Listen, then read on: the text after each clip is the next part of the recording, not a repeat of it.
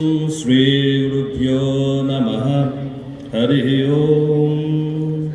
सहना भवतु सहनौ भुनक्तु सह वीर्यं करवावहै तेजस्विनावधीतमस्तु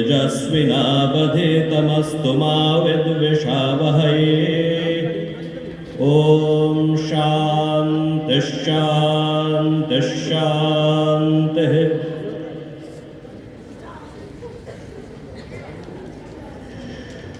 মঞ্চে উপবিষ্ট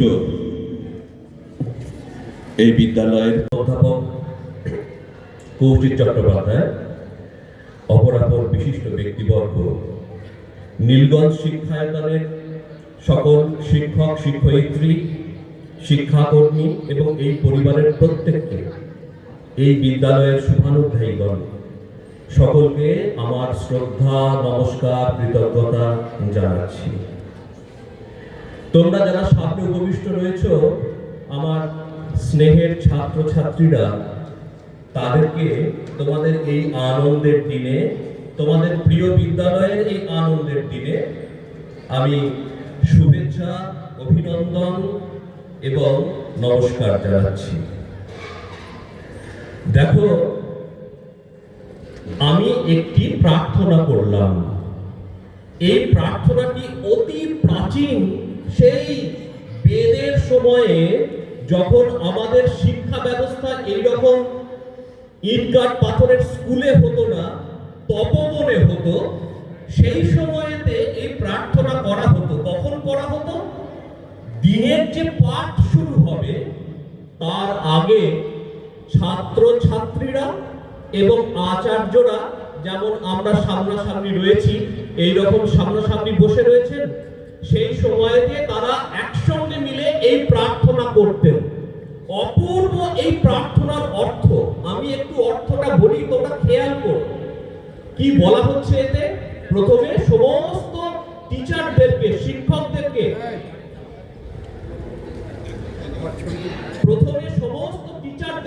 শিক্ষকদেরকে আমরা প্রণাম জানালাম। এই যে বিদ্যালয় 65 বছরে পদার্পণ করেছে, এত শিক্ষক এবং শিক্ষয়িত্রীদের আত্মত্যাগ, তাদের ভালোবাসা, তাদের সাহচর্য, তাদের প্রতিদিনের পরিশ্রম, তাদের স্বপ্ন, সবকিছু মিশে আছে এর সঙ্গে। তাদেরকে আমরা স্মরণ করলাম প্রথমে। তারপরে প্রার্থনা করা হচ্ছে পরমাত্মার কাছে, তাকে ওম বলে সম্বোধন করা হচ্ছে। পরমাত্মা, পরমেশ্বরকে, ওম তার ইউনিভার্সাল নেম, তার ইউনিভার্সাল বিশ্বজনীন সর্বজনীন নাম ঈশ্বরের হচ্ছে ওম। যদি একটা শব্দে তাকে বলা হয় ওম। অদ্ভুত এই ওম শব্দটাই তোমরা শুনলে খুব মজা পাবে, আনন্দ পাবে। এই ওম শব্দটাই পরবর্তীকালে যখন খ্রিস্ট ধর্মের উৎপত্তি হয়েছে, ওইটাই পরিবর্তিত হয়েছে আমেন, ওম। যখন হিস্ট্রি অফ কম্পারেটিভ লিটারেচার পড়বে তখন তোমরা এগুলো জানতে পারবে। এবং পরবর্তীকালে যখন ইসলাম ধর্ম তৈরি হয়েছে তখন আমিন হয়েছে। তো ঈশ্বরকে আমরা প্রার্থনা করছি, পরমেশ্বরকে, যে সহনাম অবতু, আমাদেরকে একসঙ্গে, সহ মানে একসঙ্গে, নৌ আমাদেরকে, অবতু তুমি আমাদেরকে রক্ষা করো। ভগবানের কাছে প্রার্থনা করা হচ্ছে, ছাত্রছাত্রীরা এবং শিক্ষকরা একসঙ্গে, যে তুমি আমাদেরকে রক্ষা করো। আচ্ছা, রক্ষা করো বলে কখন আমরা চিৎকার করি? হেল্প, সাহায্য, রক্ষা করো, কখন চিৎকার করি? না, যখন একটা খুব বিপদের মুহূর্ত আসে, যখন একটা এমার্জেন্সি পিরিয়ড হয়, তখন আমরা প্রার্থনা তখনই প্রার্থনা করি যে আমাদেরকে সাহায্য করো, যখন একটা বিপদের মুহূর্ত আসে। তো বিপদের মুহূর্ত তো সর্বদা আমাদের জীবনে নেই, কখনো কখনো আসতে পারে, সর্বদা নয়, সর্বক্ষণ নয়। ওই জন্যে পরের লাইনে প্রার্থনা করা হচ্ছে সহনৌ ভুনক্তু। শুধু রক্ষা করা নয়, রক্ষা করা একবারের জন্য হতে পারে। তোমার বিপদের সময় তোমাকে কেউ সাহায্য করতে পারে একবারের জন্য। ওই জন্য ভগবানের কাছে প্রার্থনা করা হচ্ছে যে তুমি আমাদেরকে দীর্ঘকাল ধরে নৌ, আমাদেরকে একসঙ্গে, ছাত্রছাত্রী এবং শিক্ষক শিক্ষয়িত্রীদের, টিচারদের একসঙ্গে দীর্ঘকাল ধরে পালন করো, যাতে শিক্ষা চলতে থাকে, শিক্ষার ধারা সমাজে চলতে থাকে। কেন? যেই মুহূর্তে শিক্ষা বন্ধ হয়ে যাবে সমাজে, সেই মুহূর্তেই আমরা আর মানুষ থাকবো না। আজকের দিন পর্যন্ত দেখে নাও, যেখানেই শিক্ষাকে বন্ধ করে দেওয়া হয়েছে, মারামারি, কাটাকাটি, রক্তপাত, মানুষ আর মানুষ নেই, সে সমাজ আর সমাজ নেই, কারোর বসবাসের উপযোগী থাকে না, কেউ শান্তিতে বাস করতে পারে না সেই সমাজে। অন্যান্য জিনিস তো পরের কথা, শান্তিতে বাসই করতে পারা যায় না। এই মাত্র কয়েকদিন আগেকার একটা নিউজ এসেছিল, কি মারাত্মক একটা নিউজ, সেই ন্যাসার যে স্যাটেলাইট সেখান থেকে ধরা পড়ছে আমাদের যে উত্তর আফ্রিকার উত্তর দিকে যে দেশগুলি রয়েছে, সুদান, এই সমস্ত জায়গাগুলোতে মানুষ, ওখানে পড়াশোনা নেই, পড়াশোনা হয় না প্রায়। এমন অবস্থা সমাজে, মানুষ মানুষকে মারছে। এক একটি গ্রাম 2-3 দিকে মেশিন গান বসিয়ে দিল, গুলি চললো, গ্রামের পর গ্রাম, 300 লোক 400 লোক ওই গ্রামে বাস করে, একদম মারা গেল। রক্তের দাগ ধরা পড়ছে ওই স্যাটেলাইটের পিকচারে, লাল হয়ে গেছে মাটি। শিক্ষা বন্ধ করে দিলে উই আর ডেড, সেই মুহূর্তেই সমাজ মৃত। যেখানে যেখানে শিক্ষা বন্ধ করে দেওয়া হয়েছে, তোমরা মিলিয়ে দেখে নিতে পারো আমাদের অন্যান্য প্রতিবেশী রাষ্ট্র, সব জায়গাতে। তৃতীয় লাইনে প্রার্থনা করা হচ্ছে সাহা বীর্যং করবাবহৈ। কি ইম্পর্টেন্ট কথা, যে আমরা শিক্ষকরা যেন ঠিকঠাক ভাবে তোমাদেরকে শিক্ষা দিতে পারি, এবং ছাত্রছাত্রীরা তাদের মধ্যে সেই ক্ষমতা যেন থাকে যে তারা ঠিকঠাক ভাবে শিক্ষা গ্রহণ করতে পারে। এই শক্তি কিভাবে আসে, বীর্য শক্তি কিভাবে আসে? এ আসে জীবনের ডিসিপ্লিনের মাধ্যম দিয়ে, এ আসে মনের একাগ্রতার মাধ্যমে। আজকে তোমাদের পুরস্কার দেওয়া হবে, ভালো করে ভেবে দেখো তো কিসের জন্য পুরস্কার দেওয়া হচ্ছে। তোমাদের জীবনের এমন কিছু না কিছু অ্যাচিভমেন্ট রয়েছে। কেউ হয়তো 100 মিটার দৌড়ে খুব ভালো করেছো, ফার্স্ট হয়েছো, সেকেন্ড হয়েছো, থার্ড হয়েছো। কেউ পরীক্ষার তার নিজের ক্লাসে সে ফার্স্ট হয়েছে, সেকেন্ড হয়েছে, থার্ড হয়েছে। কেউ হয়তো আবার দেখা গেল অঙ্কে ফার্স্ট হয়েছে, তার পুরস্কার দেওয়া হতে পারে। কেউ হয়তো খুব সাহসিকতা দেখিয়েছো, তার জন্য পুরস্কার দেওয়া হতে পারে।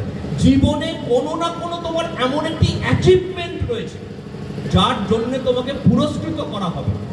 তোমার সেই ট্যালেন্ট এবং তোমার সেই যে স্কিল, সেটাকে আমরা সম্মান জানাবো। এইবারে ভালো করে ভেবে দেখো, তুমি যদি ক্লাসের পরীক্ষায় ফার্স্ট হও, সেই পরীক্ষায় প্রথম হতে গেলে তোমাকে কি করতে হয়েছে? প্রথমত তোমাকে অনেক ত্যাগ স্বীকার করতে হয়েছে। তুমি কেন ফার্স্ট হলে, তোমার বন্ধু কেন হলো না? ভালো করে ভেবে দেখো, নিজেরা বিচার করে।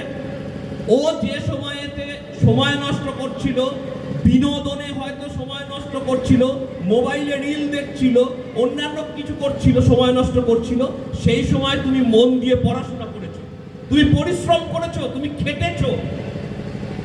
তোমার মন বলেছে যে ওরাও তো আনন্দ করছে, সিনেমা দেখছে, জলসা দেখতে যাচ্ছে, আমিও কেন যাব না? পরক্ষণেই তোমার মনে বিচার এসছে, না আমাকে এটা পড়তে হবে, আমাকে ফার্স্ট হতে হবে।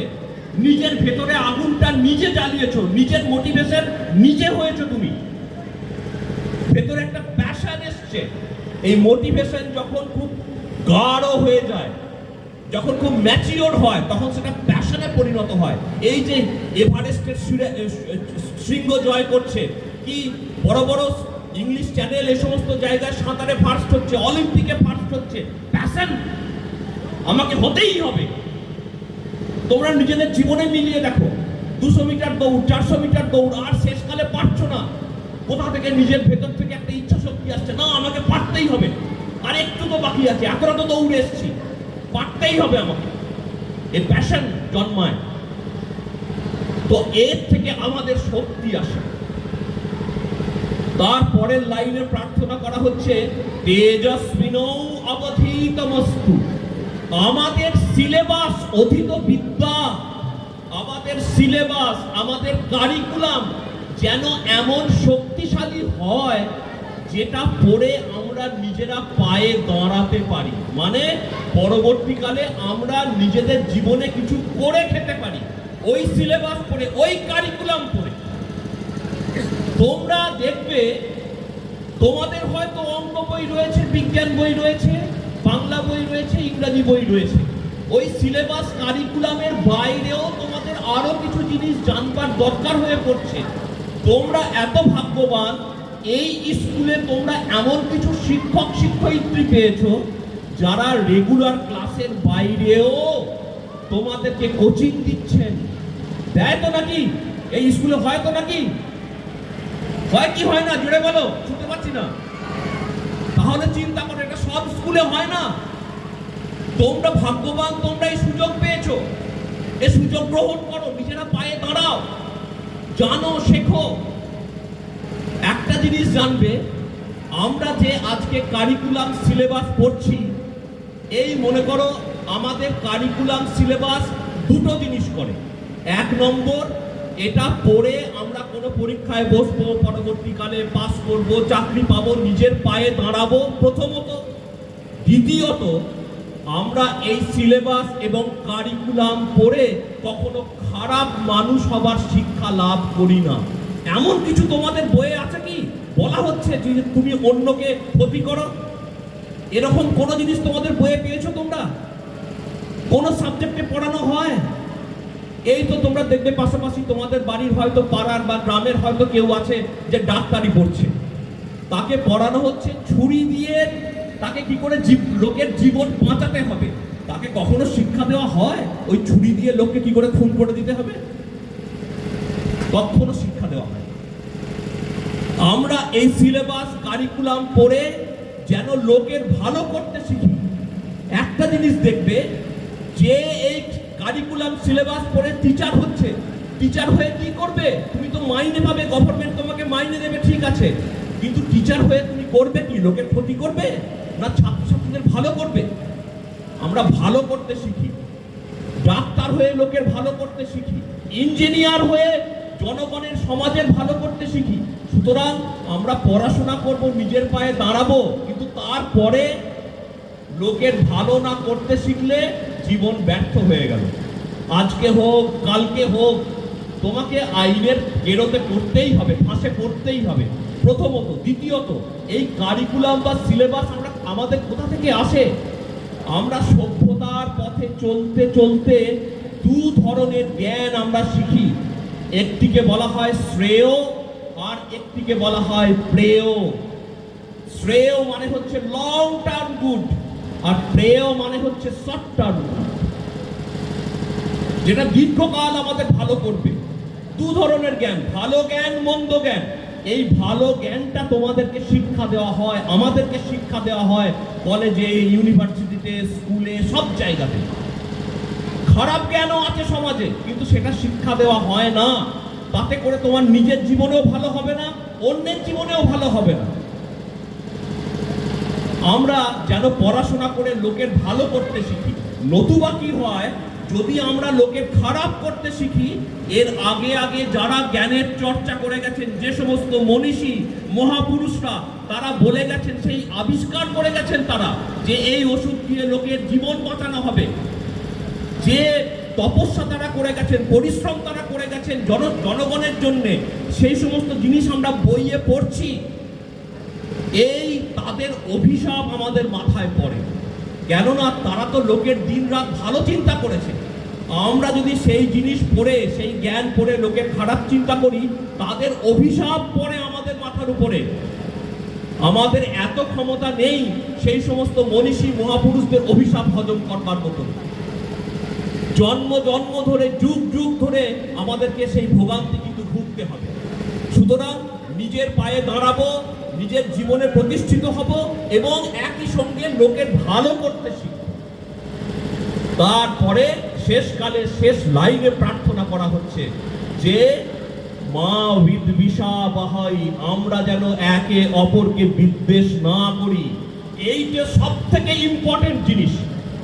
তোমরা বিশ্বাস করবে, আমাদের শিক্ষকরা ভালো শিক্ষা আমাদেরকে দিতে পারবে, ঠিকঠাক শিক্ষা আমাদেরকে দিতে পারবে। এবং অপরদিকে আমরা যদি বিশ্বাস না করি যে এই ছাত্রছাত্রীরা ঠিকঠাক শিখতে পারবে, যদি কোনো ছাত্রছাত্রীকে বলা হয় প্রতিনিয়ত দূর তুই হতভাগা, তোর দ্বারা কিছু হবে না, তোর দ্বারা ভালো কিছু হবে না, সে হতভাগাই হয়ে যাবে। সব সময় উৎসাহ দেওয়া, তোমরাও পড়াশোনা করো, প্রশ্ন জিজ্ঞাসা করো শিক্ষকদের কাছে এসে, বিশ্বাস করো তারা আমাদেরকে ঠিকঠাক শিক্ষা দিতে পারবে। আজকে যদি তারা না জানেন, কালকে পড়ে এসে তোমাদেরকে উত্তর দেবেন। এতে করে এই যে বিদ্যালয়, আলয়, বাড়ি, শিক্ষার বাড়ি, এটা ঠিকঠাক ভাবে আগামী দিনে সিট অফ লার্নিং হয়ে উঠবে। এই নীলগঞ্জ কেন, এই রাজ্য কেন, এই দেশের বুকে একটা সেই উচ্চ ধ্বজা একটা প্রতিষ্ঠিত করবে, একটা মডেল ইনস্টিটিউশন হবে। তার পথ চলা তোমাদের হাত ধরে শুরু হোক। কাউকে বিদ্বেষ করো না, হিংসা করো না, শিক্ষা নষ্ট হয়ে যাবে। শিক্ষা নষ্ট হলে সমাজ নষ্ট হয়ে যাবে। এগুলো আমাদের জীবনের সঙ্গে জড়িত। স্বামীজি কি সুন্দর বলছেন, যখন আমরা নিজেদেরকে বিশ্বাস করি আমি পারবো, এই আত্মশক্তিতে যখন আমরা বিশ্বাস করি এবং প্রত্যেককে সেই সহানুভূতি দিই, প্রত্যেককে অনুপ্রেরণা দিই, তুইও পারবি, কেন হবে না, একটু পরিশ্রম কর, হবে। যদি আমরা এই অনুপ্রেরণা দিই, যদি এই আত্মশক্তিতে বিশ্বাস করি, কি অপূর্ব কথা স্বামীজি বলছেন, পাওয়ার উইল কাম। ভালো করে শোনো স্বামীজির কথা, power will come, glory will come, goodness will come, purity will come, everything that is excellent will come when the soul is roused to self-conscious activity. যখন আমাদের আত্মবিশ্বাস আছে, আমি ভালো মানুষ, আমি লোকের ভালো করবার জন্য জন্মেছি, আমি লোকের ভালো করব, আমি পড়াশোনা করে বড় হব, লোকের পাশে দাঁড়াবো, নিজের জীবনের উন্নতি করব। যখন এই বিশ্বাস নিয়ে আমরা পথ চলি, এই রকম ভাবে পড়াশোনা করি, তখন যা কিছু ভালো, যা কিছু গৌরবময়, যা কিছু মহিমময়, সেই সমস্ত কিছু আমাদের জীবনে আসে। ঈশ্বরের আশীর্বাদ আমাদের জীবনে আসে। সেই আশীর্বাদ তোমাদের জীবনে আসুক, সকলের জীবনে আসুক। এই নীলগঞ্জ বিদ্যায়তনের মাথায় বর্ষিত হোক ঈশ্বরের আশীর্বাদ। সমস্ত গ্লানি, সমস্ত তামসিকতা কাটিয়ে উঠে আগামী দিনে আরো উজ্জ্বল হয়ে উঠুক, এই প্রার্থনা করি। সকলকে আজকের এই আনন্দের দিনে আবার নমস্কার, শ্রদ্ধা, কৃতজ্ঞতা, শুভেচ্ছা এবং অভিনন্দন জানাই।